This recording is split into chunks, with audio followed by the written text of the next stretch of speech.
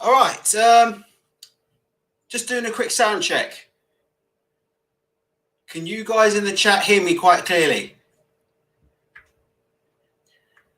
Give me a quick sound check. Can you guys hear me?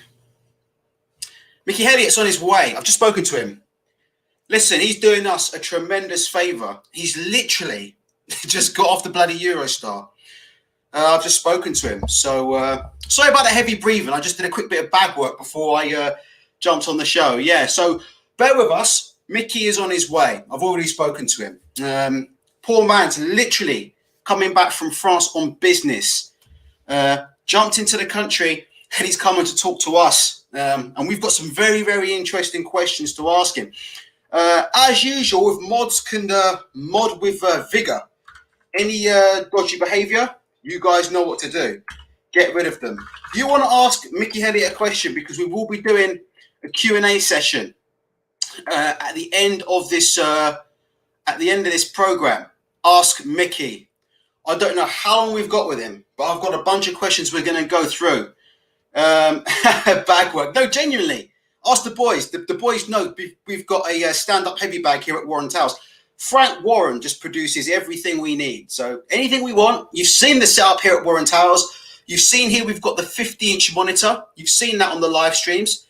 You've seen the kit everywhere and the screens everywhere. And there's also a punch bag. So there you go. If you ask Frank Warren, you shall receive. That's how it works. And speaking of this, before we get going, I'll make the announcement now. Busy. I'm supposed to be taking a break from this, but if we are still up and running in the next couple of weeks, maybe after Fury and Wilder 3, or maybe even just before Fury and Wilder 3, my good friend and nephew of Frank Warren, Alfie Warren, will be appearing on this channel.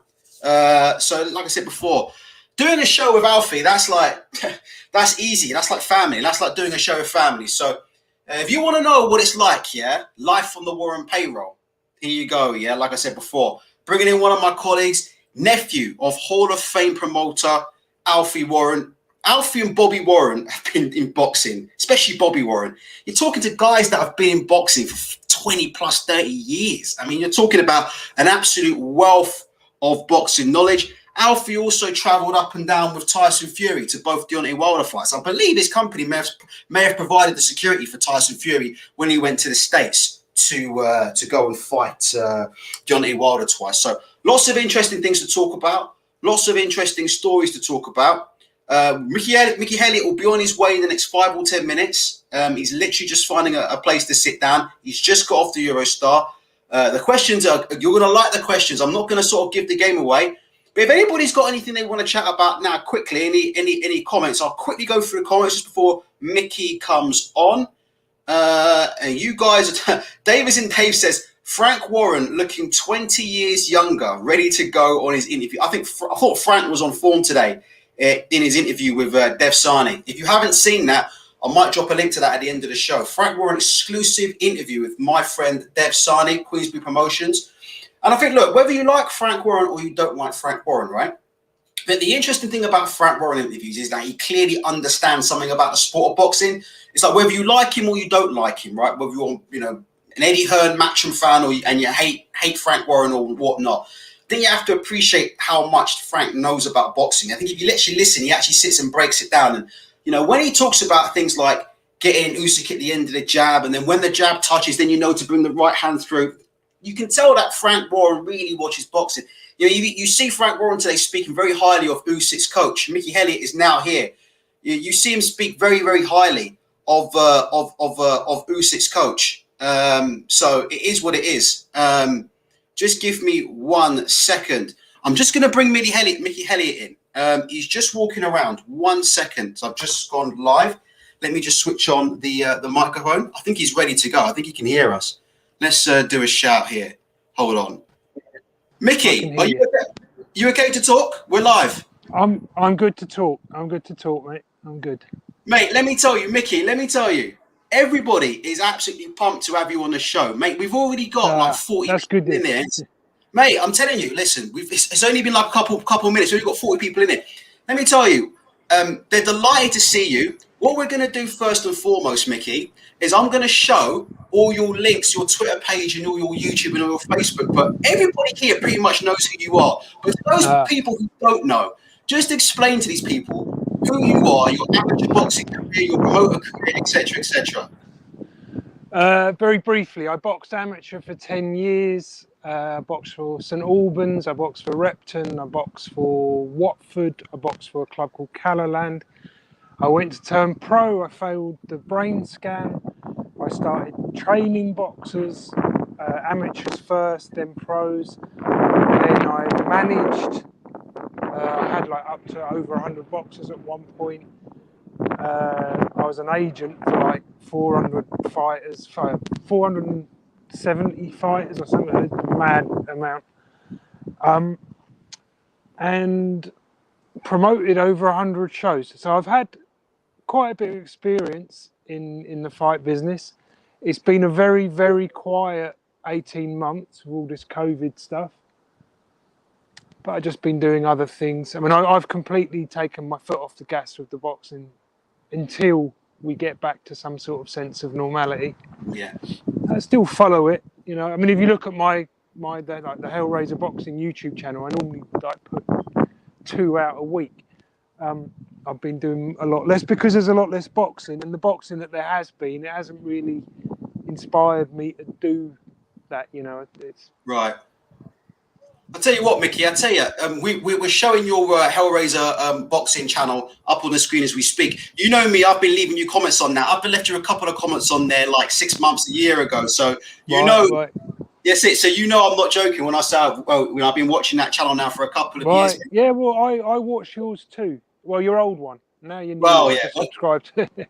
Yeah, well, let's not talk about the old one, but yeah, listen, it's it's an absolute delight to have you on it. Now, let's just get straight into it. I've got a bunch of questions to ask you. I don't know how long we've got, so I'm going to get straight into it, and let's go. Mickey, first and foremost, just give us your thoughts. Any thoughts that come into your head, yeah, about the performance that you saw, that everybody witnessed on the weekend? Anthony Joshua, I tell you what, I was out in Paris and I watched it in France. So I wasn't really probably in with the sort of vibe of the event. You know, like normally you get the build up and I didn't get any of that apart from a bit online, but right. I was busy doing other stuff out there. So I just sort of literally knew the time of the fight, sat down, watched it. I was really, well, as I'm sure lots of people were, I was really disappointed with the performance, primarily because he's an Olympic Games gold medalist, a reigning world champion. Things started going pear-shaped. I expected him to pull out some stops, you know, to have like a plan B, a plan C, and that's what I thought made this fight so fascinating, because I actually thought he would put a lot more pressure on Usyk early. I thought it was obvious that would be the first tactic to try. And if that didn't work, then maybe try and... But I didn't think that he could compete with Usyk as a chess match type of fight. But that seemed like his first choice. And then there was nothing else. You've probably seen the same things as I saw. You know, he had his right arm in a bandage when he was training.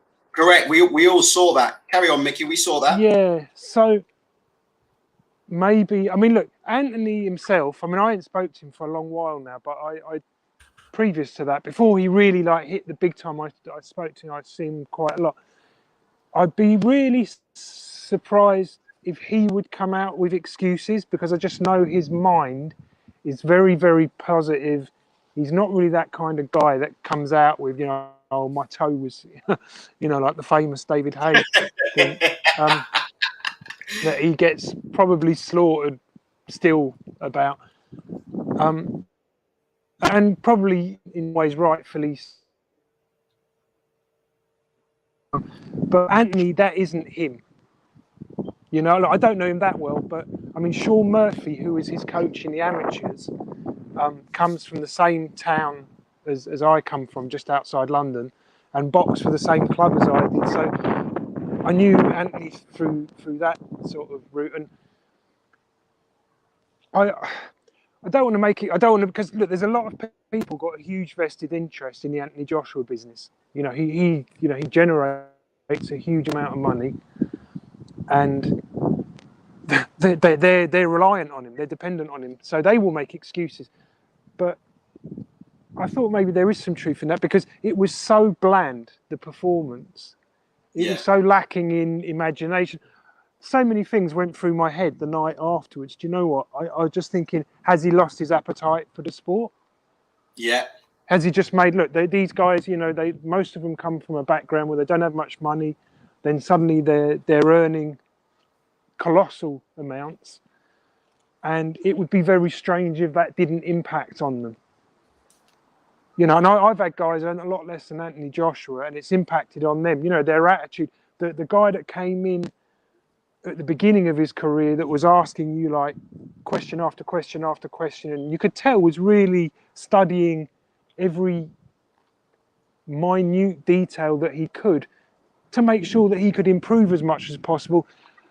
And that's for the little fights. And then he ends up in big fights, but by then his head has got turned so much. You know, he thinks he knows it all. He's coming out of all these crazy sort of ideas that aren't going to work, and you just can't get through to them. I tell you what, Mickey, let me just butt in, mate. I tell you, listen, that what you said there, superb. Let me ask you this question. I want to go back to your experience as an amateur, because I don't know. I haven't really. Well, listen, mate, you represented Repton, mate. That's like one of the gyms in the country. To box at Repton. Do you know what? I learned so much there. Brilliant. It was a university of boxing. That, you know, my experience that I had there. It was a very character forming, and gave me a good education in the boxing game to start with. Listen. Repton is like the Oxford or Cambridge of boxing university in this country. It's really absolutely. That's absolutely correct. Let me ask you something, Mickey. Right? Go on. Yeah. When you was an amateur boy, right, you must have got in the ring with a couple of left-handers. Can you remember? Yeah. Can you just remember the 1 or 2 pointers that your amateur coaches used to give you when they would get in the ring with a left-hander? Just tell me. Very interesting. And do you know what? I was one of the few people. Most people, they go, "Oh, you're boxing a southpaw," and their face would drop. Oh no! Right. I used to love boxing southpaw. If someone said to me, "You're boxing," or even "You're sparring a southpaw," my face lit up, because I got taught how to box a southpaw, and it was very simple and very straightforward. And if you can get that part of it right, get your left foot outside of their front foot, there you go. Your left hand over their front hand. There you go. Look at this is how... Mickey. What you're saying is the ABCs that gets taught in every gym up and down the country. And in a minute, we're going to talk about why Anthony Joshua didn't do that. But you carry on, Mickey. You tell the people.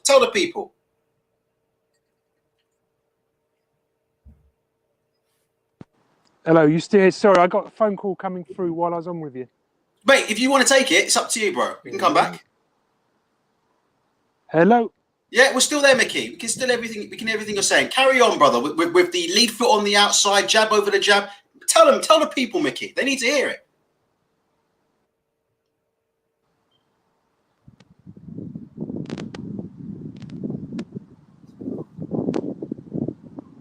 Hello, Mickey? You still there? I think Mickey might have taken a phone call there. Can you hear me? I can hear you, Mickey. Can you still hear me? Hello? Can you still hear me, Mickey?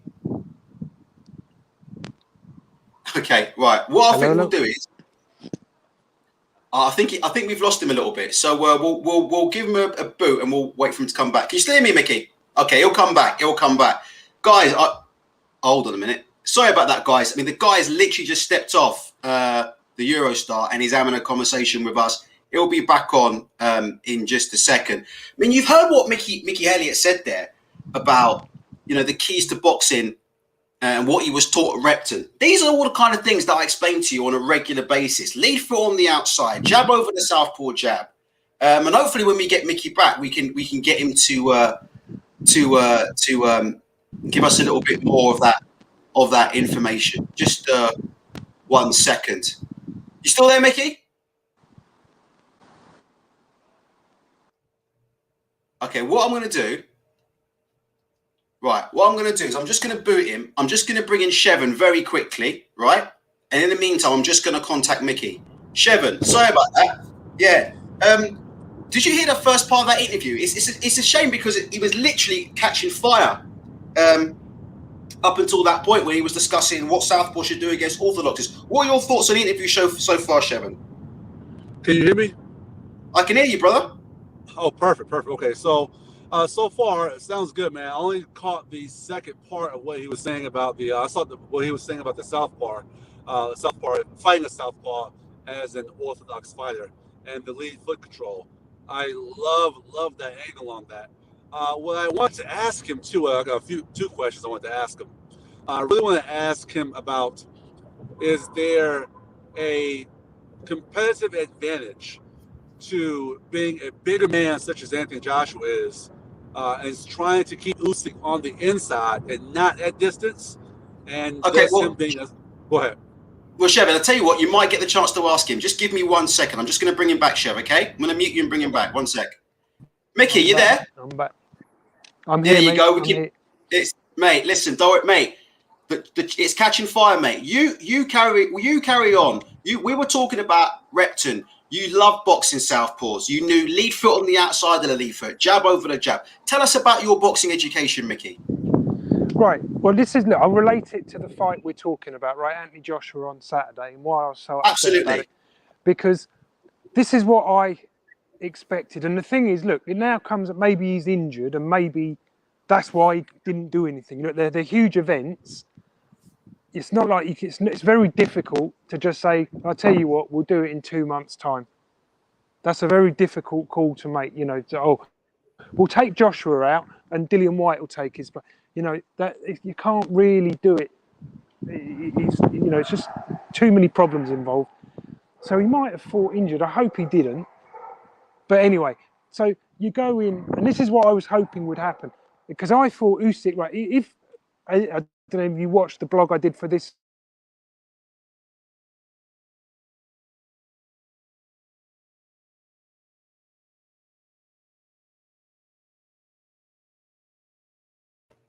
I think we've got a slight drop there, Mickey. That's okay. That's all right.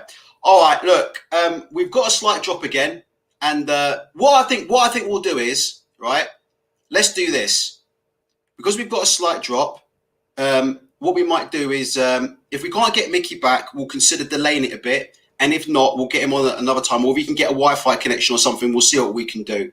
Because for some reason, yeah, it's all right. It's just his Wi-Fi connection. That's all. It's just his 3G. But it's not a problem. It's absolutely not a problem. What we'll do is, if Mickey can get to a Wi-Fi spot, or we can get somewhere, or get anywhere, or do anything, we'll do that. Do you know what I might even do? Maybe I can even give him a phone call, and we can do it that way. So that would be the way to do it. Let me give Mickey a phone call. That would be the best way to do this, and I'll put it on speaker. All right.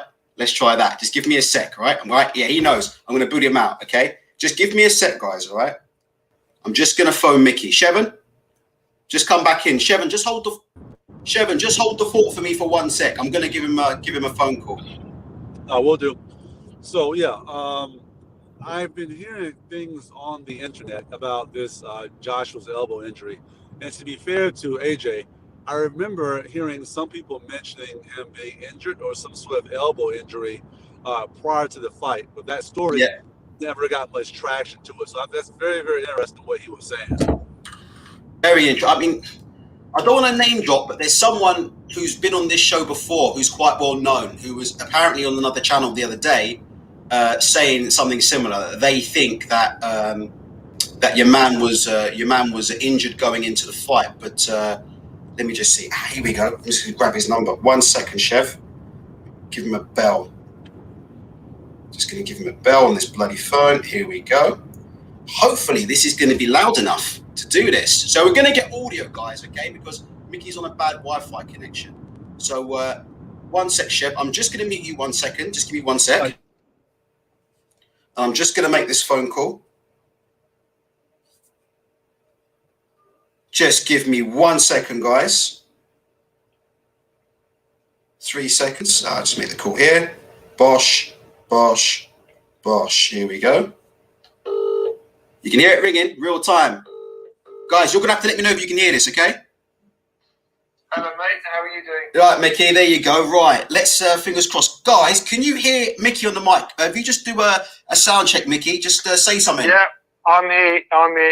Okay, guys, just give me a yes or a no. Can you guys hear that clearly in the chat? Yeah, it sounds fine to me. Okay, guys, do me a favor. If there's any problem when you can't hear Mickey, yeah, just let me know. Right, they're saying perfect sound. Mickey, you're the man. Keep going. Okay, so go on. Let's go. Let's go. Let's get rolling again. Okay, so I was looking forward to see how it unfurled because I thought, right, AJ Ogette is obviously he's boxed extensive amateur, not as extensive as Usyk's, and I think, as I said in my blog, you know, if AJ tries to make this into a boxing match, which if you look at he's gone a bit gun shy his last couple of fights, and he certainly looked that way. And people were sort of lauding it. Oh, it was a boxing masterclass, and he's learned not to just go in gung ho. I didn't look at it like that. I think Anthony Joshua, his strength is his strength. He's a puncher. He's a beast of a man. He's a sort of guy who not exactly bullies people, but puts extreme pressure on them. And for me, Usyk's a superior technical boxer, tactical and technical boxer. So I thought if AJ goes in and tries to poke his way through like he did against Andy Ruiz, he gets beat. Right. So when he starts getting beat, he's then got to adapt and change his tactics. So he'll come and he'll try and get his front foot outside. Usyk will he's looking at it the other way. Exactly. He's trying to get his foot outside. Exactly.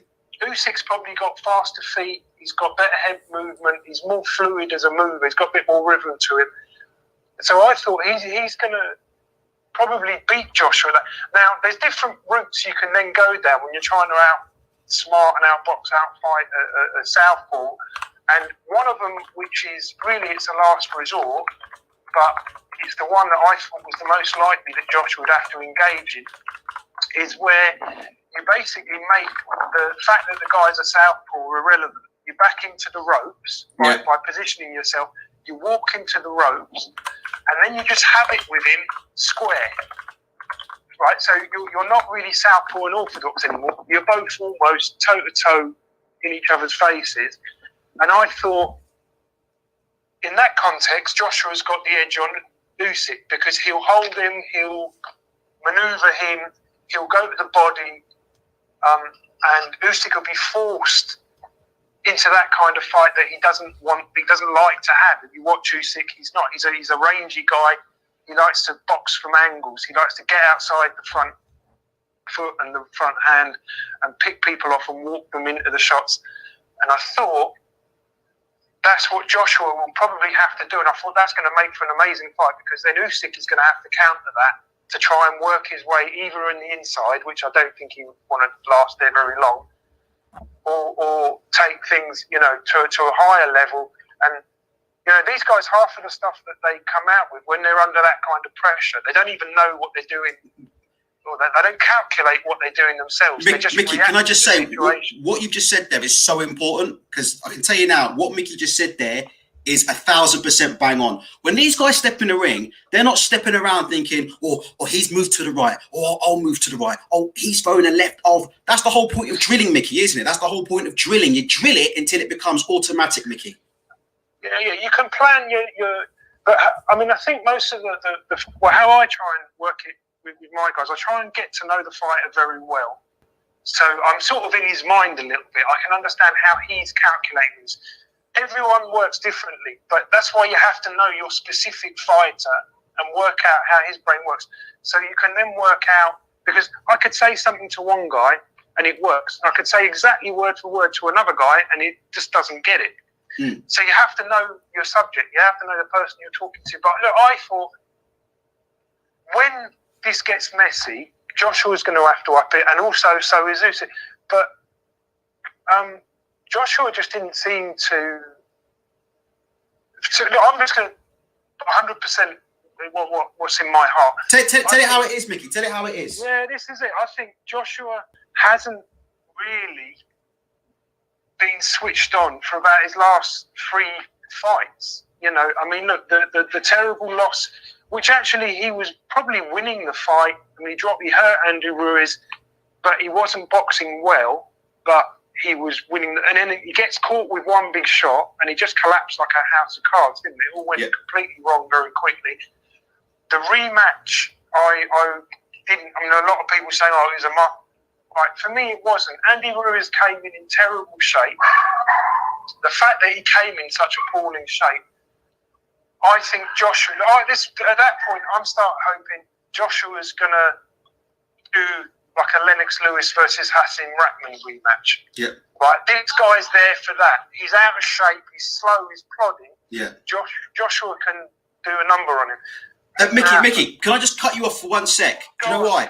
I've got some. No. Do you know the only reason why, mate? The chat numbers are going up. We've gone from 40 to 70, mate. Everyone's loving it. So I've got my friend on here, right? Who's a co-host. He's from the States, and he just wants to ask you 1 or 2 questions about Southpaw versus Orthodox and about the Anthony Joshua fight. He's a great guy. He's just going to ask you a couple of questions. So I'm just literally going to bring him in. Okay, I'm just going to unmute him. He's a top man. Shevin, you're live, yeah, with Mickey Helliet. Shevin, ask your questions. How's my sound? Sound good? How you doing? How are you? I did hear that, but not the best sound. But let's see. Okay, Shevin, just see, Shevin, make it short, and if not, I'll relate to Mickey. Go on, make it short. Sure. So yeah, Mickey, can you talk about in terms of Anthony Joshua fighting the Southpaw?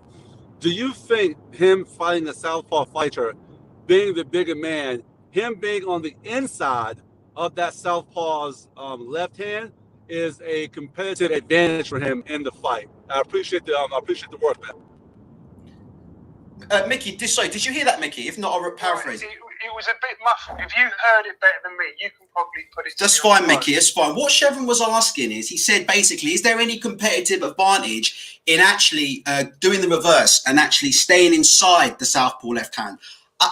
We had Spencer Fearon on his channel, all right, a couple weeks ago, and he said that he had some kind of information that Anthony Joshua is actually going to do the reverse tactic and actually step inside the lead and throw down the middle or something like that. Is that something you've ever seen, something you've ever heard of? I don't know if I paraphrased Shevin's question correctly, but I have heard of it, and you can sort of dummy the body in the hope of bringing their hand down and then come over the top of it. But Usyk for me is like a work of art. Some people look at a Picasso. Yeah, I don't really understand paint, but they'll look at that and they're having an orgasm over it. They're like, wow, this is like, right. I don't really get it. I don't understand it. But boxing I do. And I look at Usyk and I'm like, wow, this is special. This guy is, his brain is something on top. Now, because I think Usyk technically is the better boxer, if I was the trainer or I was the technical sort of director of what Joshua was doing, I wouldn't be looking for him to engage in a fencing contest with Usyk. Because I think Usyk is too tricky. He's not necessarily smarter than Joshua, but he's a smarter boxer than Joshua. And I think I would be trying to say to Anthony, look, you're a smarter fighter. You're a smarter puncher. You don't need to out-fence this guy. Mickey, let me just... You're going into our next question. Have you still got 15 minutes for us, Mickey? Because I've got a list of questions to go through. Yeah, go on. Mickey, look, this is our next question. You'll like this one, Mickey. By the way, Mickey, we've gone from 40 to nearly 140 in the chat, yeah? Okay? That's good. There you go. Right. Hopefully I get some following me on the Hellraiser vlog. Listen. Hellraiser Boxing. Listen. Channel. Mickey, we've got it on the screen. We've got Hellraiser Boxing right now on the screen, so everybody can see lovely. it. Yeah? That's lovely. And we'll plug it to the deaf when we put the phone down. You have my word. You'll be able to watch it on the playback. Go on. Listen, Mickey. This is the main question I wanted to ask you now, right? So I've got 5 or 6 questions. So let's go through these, right? Let's go through these. Right. Here's my question. You now, Mickey, you are the promoter and the manager of Anthony Joshua. I want you to book out for me, right, Anthony Joshua's game plan with the next 12 months. So these are the kind of questions we want to know. Would you? What's it? Would you even take the Usyk rematch? That's one. We also want to ask you about, would you change up the camp? Would you advise about a change of trainers? Have you got any coaches in mind? Okay.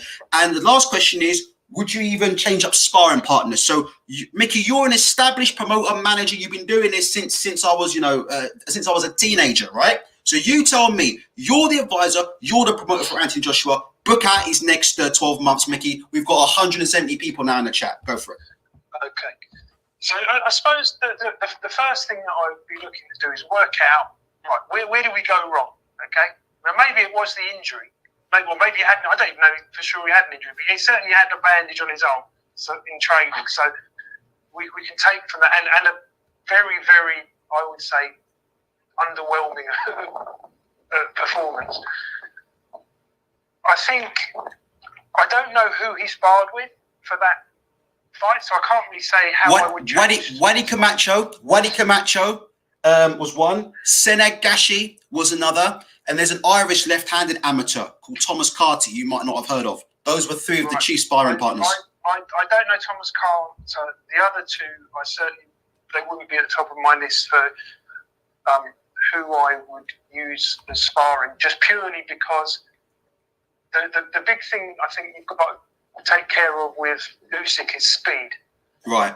So I would be looking to put him in with people, like work out first who have we got the same height as Usyk, and obviously you're looking for southpaws. What is he, 6'6"? I think he's about 6'2", 6'3", Usyk. Yeah, I could be wrong. So guys the same height. I think the big thing that I would be looking for would be speed. Right, so that's why I wouldn't be using like probably a Wadi Camacho or I would look for probably. I would definitely bring some amateurs in. I'd be looking like to bring in like Cuban style guys that have got that sort of getting the foot outside, getting the front hand over the top, that know how to sort of roll out of when you engage. Because that's what Usyk does, right. And Joshua just seemed completely unequipped to deal with the movement of Usyk. And it's not like Usyk suddenly sprung into this sort of great mover. We know that that's what he is. So, you have to prepare for the unexpected with it because that's how he is. But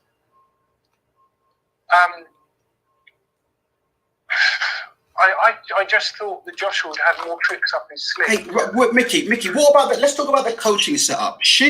Would you advise him to continue with Rob McCracken? And I don't know if you heard it, because I know you was abroad when you watched it. There's a big controversy on the amount of people in the corner. There's a lot of people in the corner all at the same time. And it looks like there could be some kind of power struggle between McCracken, Fernandez. They're all in the corner. They're all bloody talking over each other. Mickey, what do you think about that? Right. That I'm completely against. And I mean, look, when I've got a guy that's fighting, I make sure that we're all clear as to who is the head second, and he's the one that's going to be doing the talking in there 90% of the time. And I don't want anyone, because even if the other guy's right in the head second, it confuses your fighter, and you need your guy to know what he's actually meant to be doing in there. You know what in his own mind. If he's dithering over, should I listen to this one or that one? That's a recipe for disaster. That guy will get into big trouble. Or your guy's got to have a line that he's going to toe, and he just needs to focus on doing that. Maybe there is maybe there are some issues there, but I mean, I would have liked Joshua to make it his kind of fight, and I would like whoever he trains with. Maybe it's Robert McCracken's a good trainer. There's no question about that. I don't know what happened, but I've seen quite a lot of sort of comments on social media and stuff saying that they were applauding his work and they were telling him. But everybody's in the chat saying that, Mickey. They're taking a piss. They're saying brilliant AJ, because that's all they can hear from McCracken. So as far as they're concerned, AJ's not being told what's going on. And Mickey, I'm going to let you carry on, Mickey, right? But I want to also ask you about all these bloody hangers on he's got, because Sky Sports have a camera backstage, right, where you can see Usyk and AJ and all that, and you can see them backstage in the locker room. I've looked at this in the past for AJ, and I'm not even joking. I'm seeing like 50 people in there, Eddie Hearn up in there, Frank Smith up in there. I'm seeing 50 people with 258 management T-shirts. Who the fuck are these people, Mickey? Carry on. Yeah. Okay. So I'm completely against that as well. I mean, I tell guys that sign up with me, when they sign up, I just say, look, listen, my way of doing it, it's not an easy way. You're not going to have an easy ride. Not going to make it any harder for you than it needs to be. You know, it's our business as it is. But there's just something. But okay, so that's at the beginning of their career. When I say that, it's yes. Yeah. Right. When they start being top of the bill on Sky, they're fighting for titles. There's more money involved. There's all this other stuff that gets a little bit more exciting than it was at the start. Then you run into the problems. Listen, I've had fighters fighting top of the bill on Sky. I get a phone call from the trainer saying, "Look, Mickey, I don't really know how to say this. His mum wants to manage him." I'm like, "What are you talking about?" I said, "He's got a contract." You know, I've worked hard to help him get there. No. He's sort of told me basically he wants his mum. And the mum's never run any business as far as I'm concerned. Got no idea, you know, let alone that boxing's a very specific, tricky business. You have to really know, you know, and you learn it from experience. Now, what's his mum going to do? But that's the madness that you deal with on a daily basis when you're working in this. Okay. You know, that's what. So imagine that's my guy fighting for like 25 grand on a Sky Sports normal So imagine show. what AJ's like for millions. Okay, yeah. Now you've got Joshua earning gazillions. All these people probably got pretty boring lives. Suddenly they're part of Team AJ. It's very exciting. You know, they cling to that. And there comes a point where I think if they honestly ask themselves that question, what I'm doing here, is it for the better of Anthony Joshua? Is it for the fighter's best? Or is it for my own self-gain? And if they were honest, they would say, you know what, I should be stepping aside because I don't really want to disturb, you know, what he's doing. I don't want to... Mickey, can I just say, I don't know if you listen to my show, but you're literally saying exactly the same things that I was saying in my post-fight. I said in my post-fight, right, this is what I said. I mean, I've been calling for McCracken's head, and I'm not normally one to call for coaches' heads. I'm not really in the boxing business. I know you're in a boxing business. You need to maintain relationships. So I'm not going to try and set you up for any of that dodgy crap, right? But I'll give you my opinion on it, right? As far as I'm concerned, I saw that performance on Anthony Joshua on Saturday night. You know, a big man getting pushed out of the centre of the ring, Mickey, by a bloody cruiserweight. 220 pounds, getting beaten to the jab by a bloody cruiserweight, right? You know, not knowing about that. You know, like what you said, the southpaw's always going to look to step to his own right hand side and get the lead foot on the outside. You've got to mirror him, or if you can't mirror him, start throwing left hooks, setting up right hands. This is ABC's 1, 2, 3s. And for me, Mickey, I said, you know, if I was part of that training camp and I saw that performance from the unified heavyweight champion of the world, honestly, I'd have to consider saying, you know, listen, am I really the man to continue with this team going forward, Mickey? Mickey, give your last word on that, and then I've got another couple of questions for you. Go for it. Yeah, no, I think, you know, look, I've never really seen Robert as an egotistical person or as a bully, control freak. Like, he's just a very driven, and I've always seen him as a very focused, sort of intelligent man. Something there wasn't right. You know, look, whether it's other people that are getting involved, I don't know what the reason for it is, but something clearly is not right. And he needs to, if he wants to save his career, he's got to change something, because you don't want that again.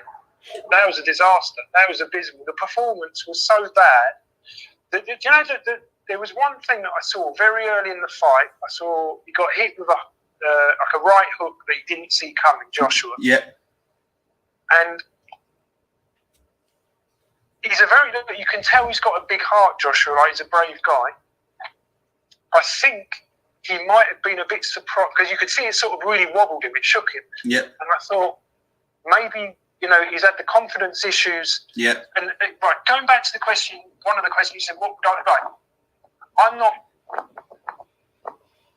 I'm money driven, but I'm not money mad, right? And right. For me, after the Andy Ruiz fight, I would have taken a much easier route for the next couple of fights, because I understand the money is in big, make the rematch. Politically, it's easier to make the Andy Ruiz fight or any world title fight if he gets straight back in. If he jumps out the pool, it's very hard to get back in there again, because you've got to give leverage to get the opportunity to fight. They're going to defend their ground, which is right. That's what they should do. But that's what I would have done, because for me, he was destroyed in that fight. Mickey, yes or no? Yes or no? Before we move on, would you put him in that rematch? Yes or no with Usyk? Yes or no? Oh, with Usyk. As a fan, I'd love. That's the fight I want to see, and I desperately want to see him turn it around. And do you know what? He has got that attitude, that mindset, that he might go and take it by the scruff of the neck and turn it around. My big worry would be, I know you said yes or no, and I'm sort of big, but my big worry would be, it was such a comprehensive, dispiriting way to be beaten. He was out-foxed, he was out-hustled, he was out-boxed, he was out-punched in every department. For me, confidence is very slow, and there are no shortcuts to building confidence. You've got to build it tiny little step by tiny little step. And to try and rush it normally ends in a disaster. And I think Usyk, in the rematch, will pounce on opportunities that he didn't pounce on the first time around, because he was sort of probably thinking, I don't want to expose myself to Joshua's power. You'd have had all sorts of worries that I think in the rematch he won't have. All right. He'll see those mistakes that he saw, those openings, and that you very likely, I think, you get a more conclusive defeat the next time round. Okay. Because I think if Usyk wanted to, he could have stopped Joshua, and I think he could have done it probably around the halfway mark. But rather than take a chance and stand in front of Joshua, he was more interested in just bagging as many rounds as he could. Still quite comprehensively, but not to the point where he was taking risks of taking shots. Oh, all right, Mickey, I'm asking another question. You like to stay for another 5-10, Mickey? Yeah, go on. Mickey, go on. there's 200. There's now 210. So between 210, 220. Okay, numbers are a joke right now, especially considering how small this channel is. Right, Mickey, let's go on to the next question. Right, try and brief over this one, Mickey, if you can. Does what you've seen on Saturday from Fury? Because I want to ask you about matchroom next, and I want to ask you about the promotional side of it, but. Does what you've seen from Anthony Joshua on Saturday, does that in your mind cement that really Tyson Fury at 100%, if he doesn't get badly knocked out by Deontay Wilder or something happens, right? Does that cement in your head that really Tyson Fury is another level above Anthony Joshua and is the outright favourite? Or, like I said, were you a guy who thought anything can happen on the night, it's still 50-50, etc., etc.? What's your opinion on that? Okay, so both of those fighters, I've known them from quite early on in their amateur careers, all the way through. So I know them both very well, and I've always thought Fury outboxes Joshua, and Joshua would probably catch up with him at some point. Right. The last year, I would say, has changed my mind quite a lot, just because Joshua now, what I thought would give Joshua that chance of overcoming the movement and skills of Fury was his punch, his aggressiveness, his ability to do damage with the right hand and to get into range. The big problem that I think I've got now is that, look, if he was gun shy before Saturday, he's going to be even more so now. And I don't think he's got a chance of outboxing Fury. I think that's a big mistake if he goes in there thinking, I'm just going to out maneuver him out. But I don't think he can do that. I do think he can beat Fury if he can get inside, if he can target the body. But these are things that really he should have done on Saturday, and he didn't. And if he can't do them against Usyk, then why would he do them against Fury, who's a bigger guy, a harder puncher? Yeah, absolutely. But I mean, I agree with you. And listen, I'm not giving Anthony Joshua no chance because anything can happen on the night. We saw Otto Warlin open up a very bad cut on Tyson Fury, nearly stop him and become the lineal champion of the world. So anything can happen on the night. All right, let's move on. From a promotional perspective now, put your promoter's cap on. What do you think Matchroom have lost? There's people are tweeting me and people are hitting me up in the comment section saying they think Matchroom have just lost 100 million. What do you think they've lost, or do you really think they've lost anything at all? Do you know? Look, I mean, I think Anthony Joshua as the challenger always draws a lot of. I think he's going to be a huge draw. Anthony Joshua now the challenger. Anthony Joshua looking for redemption. I think they're about to do humongous numbers, on pay-per-view and humongous numbers in a stadium. So, do you think Matchroom have lost anything at all? And if so, what have they lost? Yeah, I think they're definitely lost because people want to see the man that beat the man, and that's not Joshua at the moment. You've got Fury that's probably ahead of him. You've got Usyk, obviously he's just beat him, so he's ahead of him. I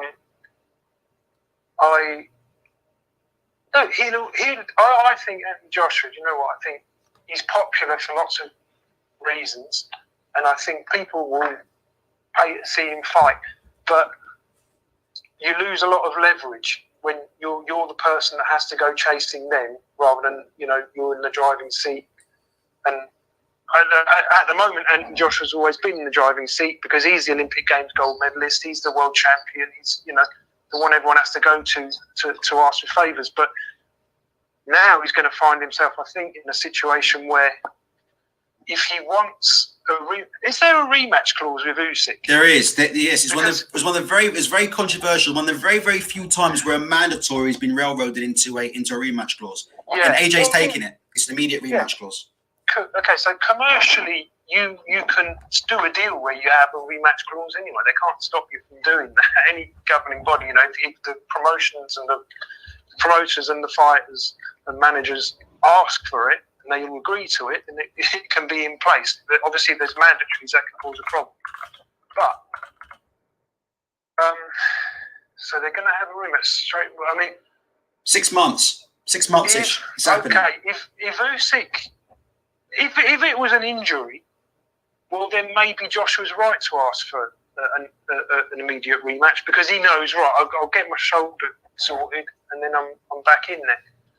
If he just had a bad night at the office, maybe you'd say the same thing. But to me, I wouldn't be, from a boxing point of view, I wouldn't be looking to have that again because I think Usyk will beat him more convincingly, unless Joshua can completely rewire. It's a lot to ask of a guy who's just got beat up like that. I mean, in a way, I hope he was injured because then it sort of answers some of the questions more positively. Mickey, let me just butt in and ask you something. This is a common discussion point that we have, right? Can I ask you, I've made a point. I want you to tell me if you think I'm wrong or right about this, right? Because I don't really have any knowledge of the business and you do, okay? What I think, right, while Matchroom have done, you have to give them credit for the job they've done with Anthony Joshua, in my opinion. It's very rare that I give Matchroom credit for anything. They've done a brilliant and amazing job with them. Do you know, look, Eddie got spoon-fed a little bit, a lot because of his dad. But the thing that I think you also have to take on board is lots of people get spoon-fed. Without mentioning any names, there's lots of people get opportunities that they weren't granted and they don't seize them. He got given an opportunity, took it and ran with it. There's no argument. Listen what he's done. Look at what he's done with Joshua. And boxing as a whole in this country, he's gone from, most of the shows being in leisure centres to, regular pay-per-view, big shows. And most of the pay-per-view shows deserve to be pay-per-view. They're not like maybe the cream, but for me, they're big enough and, they're selling out big arenas. He's marketing them very well, making money for lots of people. Okay, fair enough. And I think, like I said, listen, Mickey, though I do get it wrong, and I get it wrong quite frequently. You're in the business, and maybe they're just some things that I don't know or don't understand about Eddie Hearn. I get it wrong too. Don't worry about that. Well, yeah, but Mickey, you're not on the Frank Warren payroll like me. That's the real reason. Right, let me. I wanted to ask you something else, and I absolutely forgot what I was going to say. So I'll flip the script ever so gently onto British boxing until I remember my question, right? If Anthony Joshua was to retire tomorrow, all right, how optimistic are you about the future of British boxing? Like, we don't seem, in my opinion, to have very, very many stars at all left in this country. I don't really see any breakthrough stars coming through now. Obviously, it's early days, but you know, you hear Eddie Hearn talking about things like Conor Benn is going to be the next big star that comes out of this country. I'm not really a believer in that. You know, we saw Campbell Hatton get. You know, I didn't really watch it properly, but the internet's absolutely up in arms about Campbell Hatton. And that robbery. And we'll be talking about Darryl Williams in a sec as well, because people are still to this day want me to ask you about Darryl Williams. We'll talk about that in a second. But who do you think? Do you think let's just take AJ out of the equation. Do you see, after AJ goes, sort of a drought in British boxing in terms of stars, or do you see anybody out there with potential star potential? I don't think that we've got a drought, and I'll tell you why. Because the amateur system, international level, like the elite guys, the guys that go to Sheffield, has got so much of a better system now than they did. Look, Audley, and people slag off Audley, right? Box for the same club as me as Repton. And to be honest, Audley wasn't really my cup of tea, right? As a boxer, even though he came from the same club as me, I should support him. I do support him, but the way he did the way he promoted himself, I would have done it completely different. You know, there were so many things I thought, oh God, you know, this isn't going to end well. But Audley was a major catalyst in that system changing, that rotten, rubbish system that we had. And you had people saying British is best, British is best. Right? No, it wasn't. Do you know what? British was not the worst, but if you think of the resources that were available to us, we were doing a shockingly bad job. You had Olympics where 2 people from Great Britain qualified, and they went to the Olympics, and most of the time they were woefully out of their depth. Not because they were poor boxers, because they hadn't had the grounding that they needed to go and compete in those competitions. Now we've got investment. You know, you've got this brilliant setup in Sheffield where the guys can go and develop. And so I think we will have more talent coming through, because the people that have got the raw materials have got now the possibility to go and develop themselves and improve, and you know, they're travelling. And you know what? It was like, I'm half French. The French Boxing Federation copied the Cuban Boxing Federation, because Cuba has these like ridiculously high strike rate of medals. So France copied them, Ireland copied them. France and Ireland started getting loads of medals in the Olympics. Well, now Britain's copied that same sort of, and they're taking it a lot more seriously. They're treating it more professionally now. There's things that happened when I was boxing, going to squad trainings and stuff, words that I heard, people like trainers in very senior positions in the ABA, and it was garbage. You know, like even to do with nutrition. They didn't know that the information actually wasn't there then. So, but stuff that I remember people saying: how do you lose weight? Don't eat. Get up. Have toast first thing in the morning to get your metabolism. Toast is the worst thing you should be eating when you're losing. But that's what they said. Because the information wasn't there. Now it is. Now we've got an actual institute of sport. People they're educated. They understand the importance of physio and of all these other aspects. Hey, Mickey. Let me just quickly ask you something. These cards, I know you can't say, but Howard Foster, this Anthony Joshua card, he's managed to give 4 out of the first 6 rounds to Anthony Joshua. Did you see that when you watched the fight? Did you see 4 out of them first 6 rounds going to Anthony Joshua, including the first round? You know what? We all look at it from different angles. There's no way that I'd have had it. I mean, no, I can't understand how do we go on? Carry on. He's looking through his eyes, okay, and he's coming to his own conclusion. Do you think he might need to get his eyes tested though? Let's be honest. Do you think that we're getting to the point now where I didn't score it that way. On Twitter I was scoring it as I went along. I thought from very early on Joshua was, I don't know if I'd say outclassed, but outboxed. He was a mile behind at the end, and I didn't see it close. You know, I thought, in fact, I was dreading someone coming out with some ridiculous scorecard and then saying, "Oh, well, that's how I saw it." He got well beaten. We have to accept that. Mickey, do you think there should be some kind of system, right, where judges can be held accountable for this kind of scoring? Because yes, I do. Carry on. I do. Yeah, I absolutely do. Yeah, I think any other business, if people perform badly, there's a penalty to pay, and I think the judges won't thank me for saying that because they don't want it. But no. Yeah, I think there should be suspensions brought in. I think they should, in some cases, they should just be struck off if they're that obviously out of touch with reality. Well, it looks like Mickey Helliet will be getting more Darryl Williams decisions that come your way then from the BBBOC. Let me ask you one more question about this Joshua fight. Then I'm going to ask you a couple of questions from the viewers, and then we're going to get out of here. I really appreciate it, Mickey. We've done between 150 and 200 tonight, which is a lot more than we expected. Let me ask you. My biggest thing about Anthony Joshua and the way he's been promoted is he really a global star? And I want you to tell me if you think I'm right or wrong about this. I think, though Matchroom have done a good job with him, I think that one of the biggest mistakes they made is that around about 2015 to 2018-ish, right, the biggest rival in Anthony Joshua's division was Tyson Fury. He was out after failing a drugs test, one of the worst things that can happen to a career of any boxer. He weighed 400 pounds. He had mental health problems, and it looked like he was never going to return to the sport.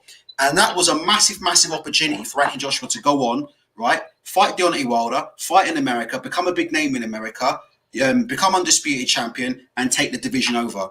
And I think there was a massive, massive missed opportunity there on the Matchroom side, which has led now, right, to the unthinkable. And the unthinkable is a 400-pound bloke from Morecambe, right, has turned around, come off a failed drugs test, come back from 400 pounds overweight, right? And is now the lineal champion, which he was anyway. He's now a WBC champion. He's the Ring Magazine champion, right? He's rated as the #1 heavyweight in the world by pretty much any organization or any sort of editorial body that means a damn.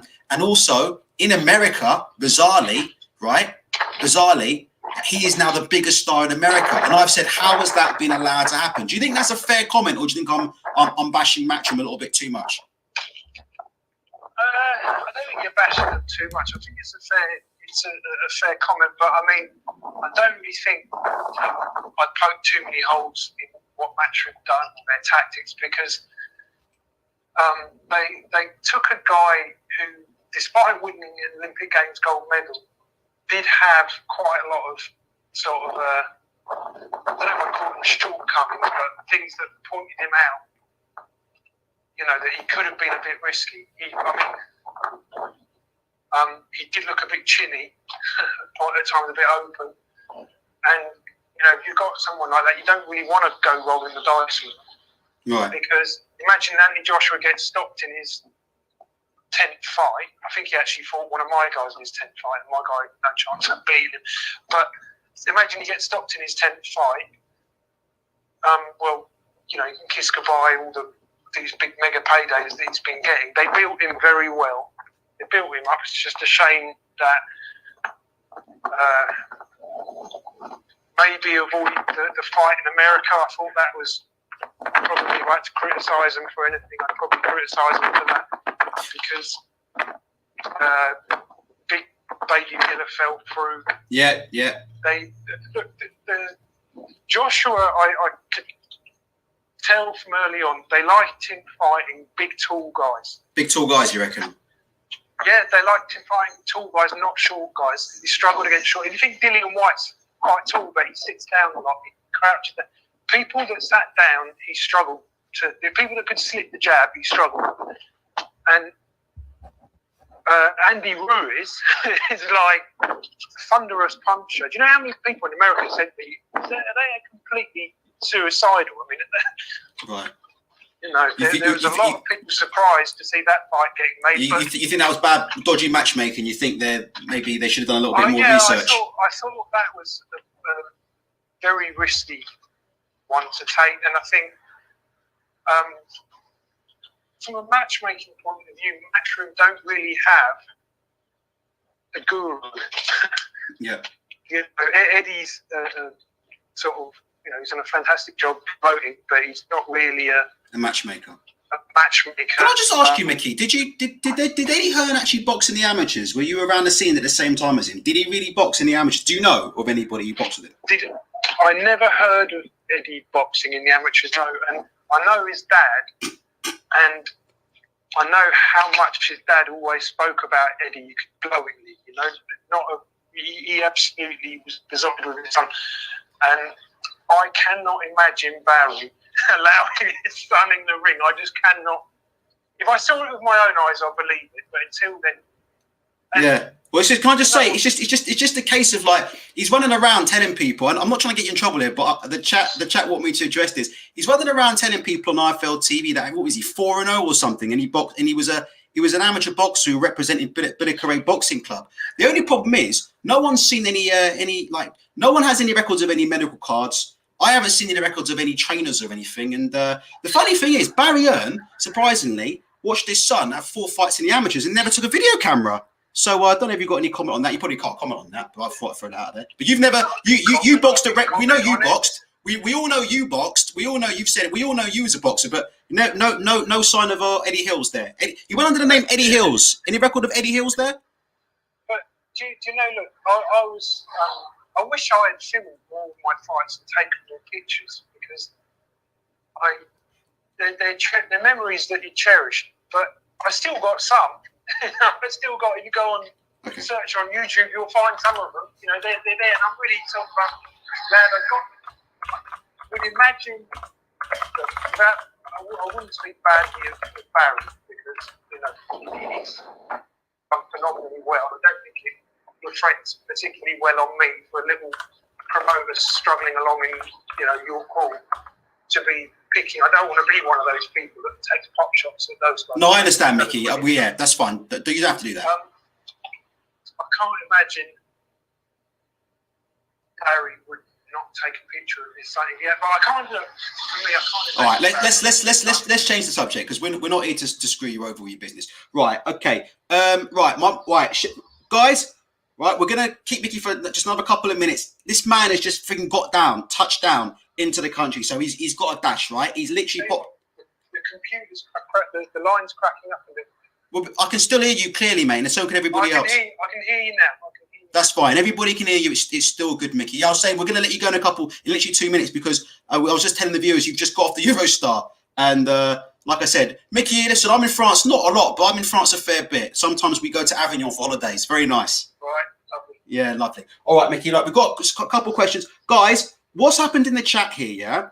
Guys, can you just quickly put your questions in because the chat has scrolled down so far that I can't see your flipping questions anymore. All right. So if you can quickly get some questions, and I'm only going to be able to pick a couple, right? I'm going to try and get Shevin back on. He wants to ask one more question of Mickey. It's a promotional question. If Mickey can't hear it, I'll paraphrase it. I'm just going to put the microphone on, and then we're going to go through these questions, and that's it. So Shevin, just unmute yourself. Okay, 1 second. Shevin, can we hear you? 1, 2, 3. Can you hear me? Yeah, we can. Okay, Shevin, go for it. So, Mickey, promotional question. I'm over here in America, and I remember after AJ had that big fight with Klitschko, it was his most watched fight by the American casual audience. It was on HBO, it was on Showtime, and to Matchroom's credit, they were trying to get the rematch with Klitschko over in Vegas, bring AJ to America. I thought it was the perfect time to do it. And Klitschko retired, and they decided to go back and fight Saikam and Parker and have all these big stadium fights in the UK, and then AJ joined DAZN and all this other stuff. And his build and his draw in America plummeted. So my question to you was, I always felt that Matchroom, after the Klitschko fight, should have brought him over to America at that time, and he would have been a big star here, because right now, outside of the boxing community, no one in America knows who AJ is. So my question to you is, what were the advantages to them doing that? I've always felt that they thought that if they brought AJ to America, they would have had to have him in the ring with Deontay Wilder shortly after doing that. and I was not sure if that's what they wanted to do. So what were the advantages to them doing that? Was that just a big mistake to not bring AJ to America a lot sooner? So, Mickey, did you hear that clearly? Right, I didn't hear it at all. Okay, that's fine, Mickey. Don't worry. That's all right. It's absolutely fine. Basically, what he's saying, yeah, well, it's right. All he's saying is he's saying that he's asking you from a promotional standpoint about Anthony Joshua, and what he's asked you is that after the Vladimir Klitschko fight, which is probably AJ's, arguably his best performance to date, yeah. He's saying from an American point of view, would you have considered bringing him to America straight after that? Because what he's saying is he feels Matchroom made. Yeah, Carrie, because he thinks Matchroom made a big mistake. He said Anthony Joshua had the ability to be a superstar after the Klitschko win. He said they did want to do the Klitschko rematch in America, but after Klitschko retired and that fell through, they brought him back to the UK. And he thinks that was a bit of a missed opportunity to make them a global star. So if you've got any thoughts on that, Mickey, and then we've got a couple more questions. Go for it, Mickey. No, do you know what? I'd go with that. I thought the Klitschko fight was a brilliant bit of matchmaking. I thought it was a perfect fight to make him at that point because Klitschko by then's an old man. He's very much a well-known fighter and sort of a name, if you like. And I just thought it was exactly the right fight for him at that time. And he launched Joshua, I think, to a different level. It made people believe in him and get behind him. And I think it was a perfect time to launch him. And especially when you know that, or you hear these stories about the DAZN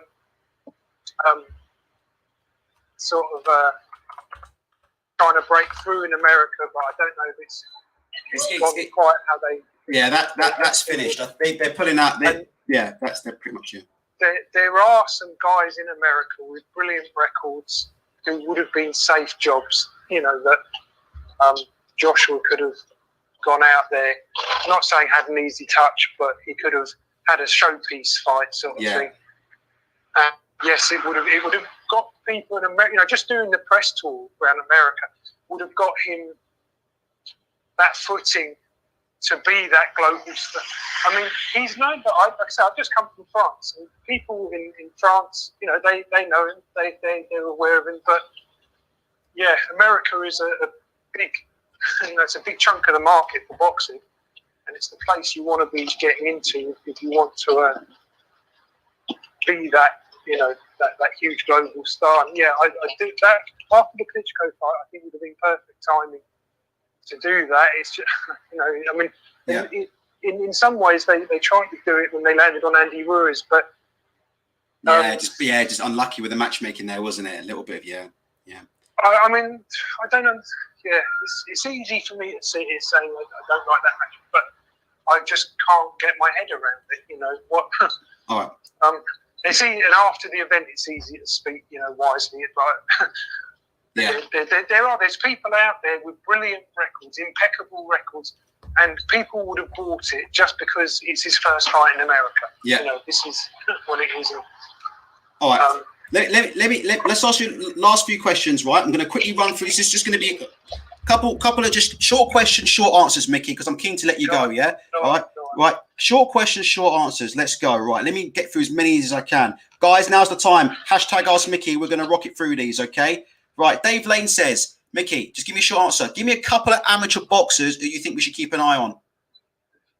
That's a really good question. I was actually thinking about this earlier today, and you know what? I've completely taken my eye off amateur because I tell you what, if not amateurs, give us the couple of names of not to say prospects, but young fighters who you think in this country are going to become world champions. So for me, I think Joe Cordina is one of the best young talents we have in this country. Give us a couple more names. So that's a good guy you've got there. Do you know, I don't know about world champions. There's world champions and world champions, isn't it? Yeah. Belt holder. Even a belt holder's fine. Belt holder. Okay, so trying to think. I'll tell you who I would. Go on. And it's a big question because he'd have to beat Usyk, but and his name is escaping me. The super heavyweight, the big guy, beat Daniel Dubois. Joe Joyce. Joe Joyce. You think he's a champion in waiting, a belt holder in waiting? I think he's certainly a star in the making. he got absolutely taken apart and outboxed by Usyk in the amateurs, but he was very inexperienced then. The thing is that the tactics that I would have liked Anthony Joshua to employ against Usyk when things started going a bit awry are tactics that I think Joe Joyce naturally... Yeah, exactly. He's going to be the big man. There's no way he's not going to be the big man, Mickey. No, he's going to smoke him out. He's going to suffocate him. And look, do you know what? Even if I could have given Andy Joshua a bit of paper with what I thought were the perfect tactics, he might have gone and done those to the letter, and he might still have got beat because Usyk is that good. Yeah, he's that good. All right, Mickey, go on.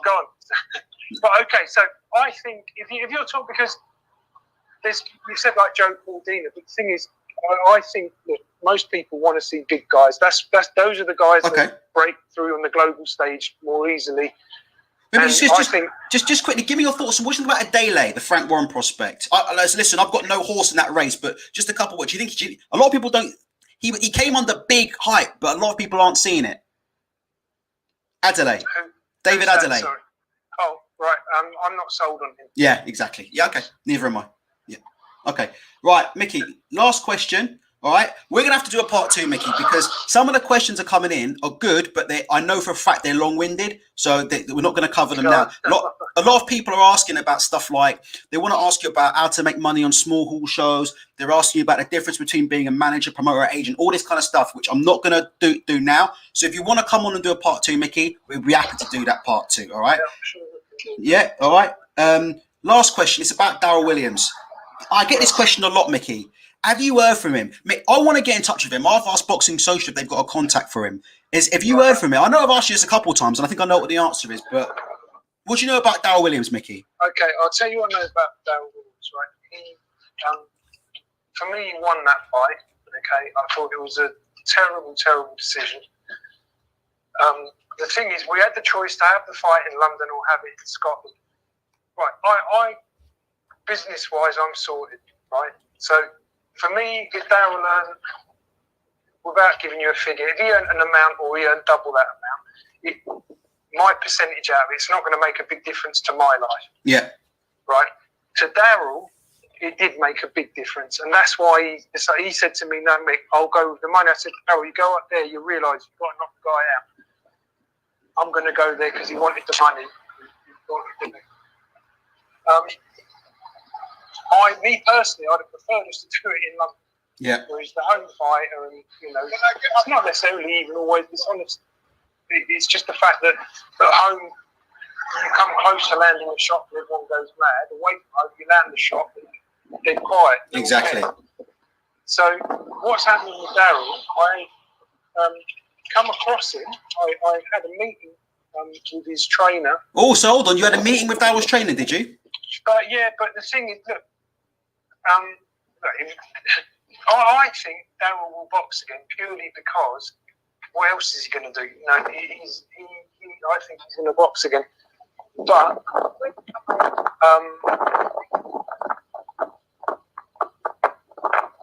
how that's going to come about, I have no idea. Yeah. He's not rang me. He's not contacted me saying, Nick, I want to do this, I want to do that. All right, Mickey. All right, fair enough. Well, Mickey, let me tell you. He's a good fighter. He's had a long time out, so it's good to see him back.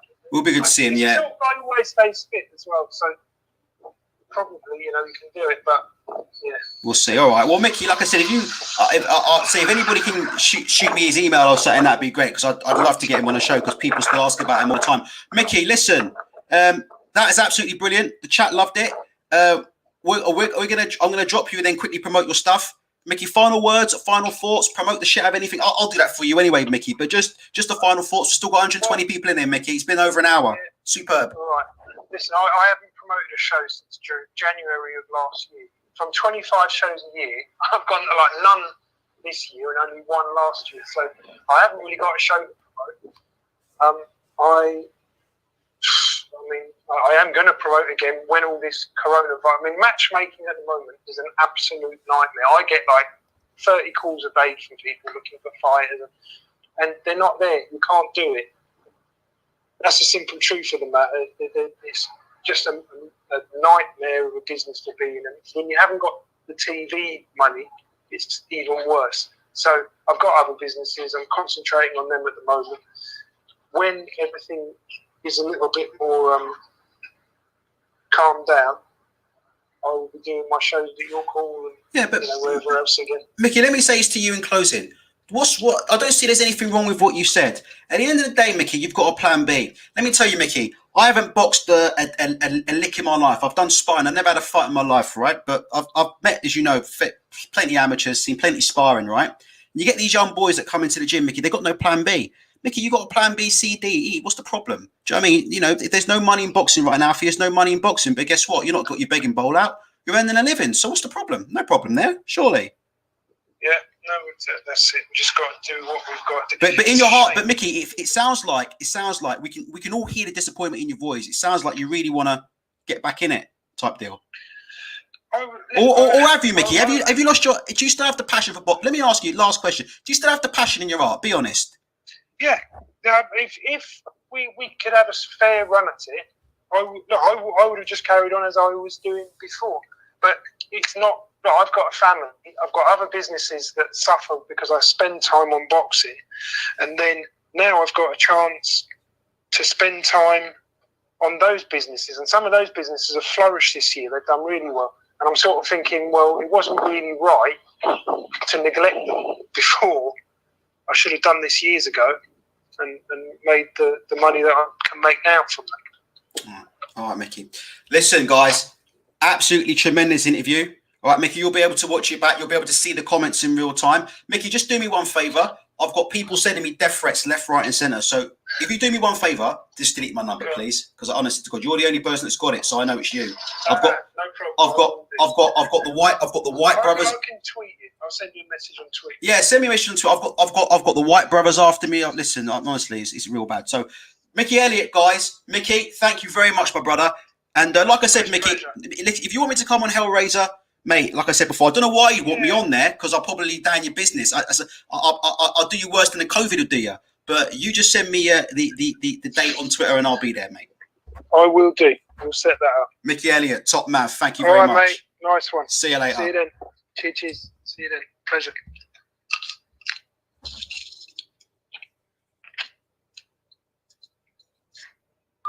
Guys, sorry about that. Right. What do you think? Give me a rating for that interview out of 10. Listen, technically to do it was tough because obviously we had those problems at the beginning, but what would you rate that out of 10? We gave it absolutely everything. I hope the sound was great.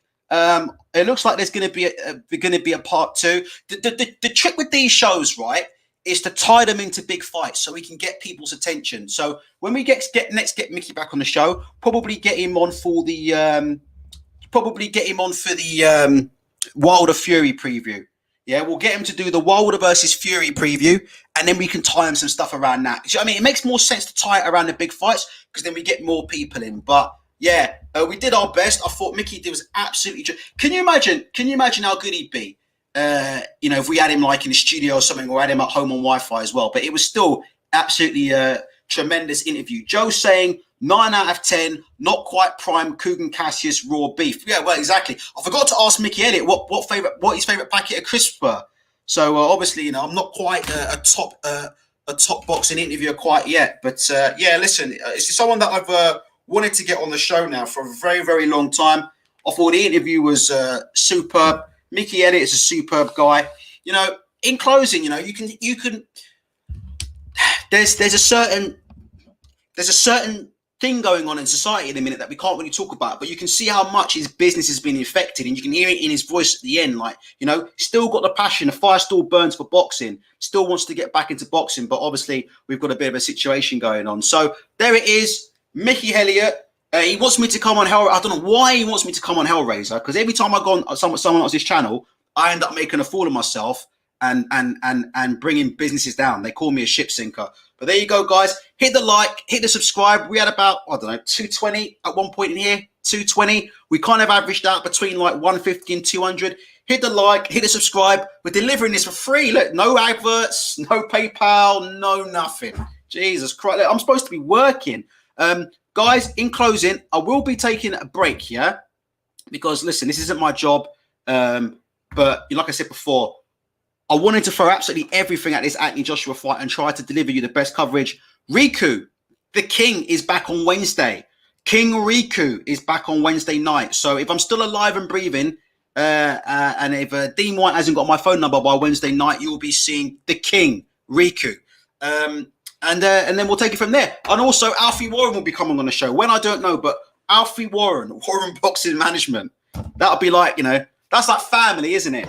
That'll be coming soon. We just try to deliver you the best we can. Peace out.